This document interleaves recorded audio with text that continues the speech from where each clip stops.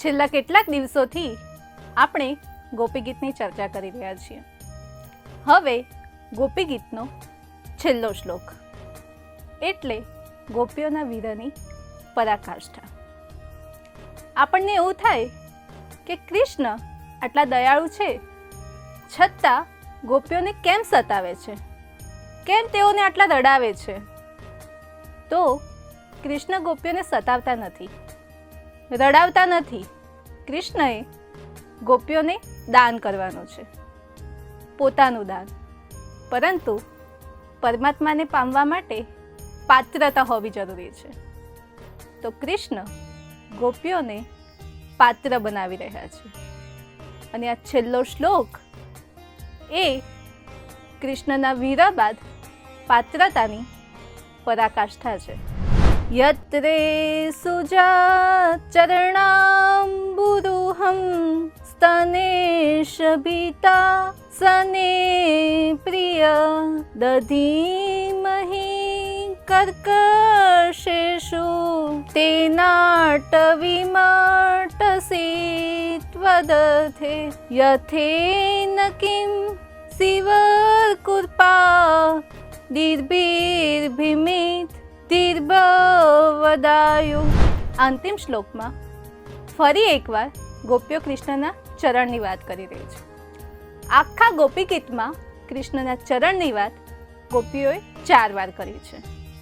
અહીં ફરી ગોપી કહી રહી છે, કૃષ્ણ તમારા ચરણ અત્યંત કોમળ છે, તેને અમે અમારા હૃદય પર મૂકતા ડરીએ છીએ, પરંતુ ડરતા ડરતા અમે તમારા ચરણ અમારા હૃદય પર પધરાવીએ છીએ.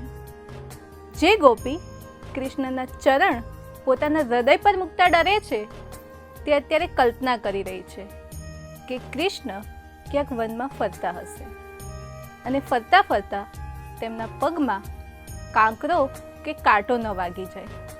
ગોપી કહે છે, હે શ્યામ સુંદર, આ વિચાર માત્રથી જ અમે મૂર્છિત થઈ જઈએ છીએ, કારણ કે અમારું સર્વસ્વ તારામાં જ છે. હવે ગોપીઓના વીરાની પરાકાષ્ઠા આવી ગઈ છે. હવે ગોપીઓએ પોતાના બંને હાથ ઉઠાવી લીધા છે. હવે ગોપીઓ પાસે કોઈ શબ્દ નથી, માત્ર આંખોમાં અવિરલ અશ્રુ છે. અને જ્યારે પ્રેમની અને વીરાની પરાકાષ્ઠા આવી જાય ત્યારે પરમાત્મા પણ પોતાના ભક્તના મિલન વગર રહી નથી શકતા. હવે કૃષ્ણ પણ ગોપીઓના વીર જોઈ નથી શકતા. કૃષ્ણ પણ ગોપીઓના આ આંસુ જોઈ નથી શકતા. અને એના પછી જે થાય છે તે જ છે પરમ સત્ય. હવે કૃષ્ણ પ્રગટ થાય છે. કૃષ્ણ બહારથી નથી આવતા. કૃષ્ણ ગોપીઓની વચ્ચે જ ઘૂંઘટ કરીને બેઠા હતા.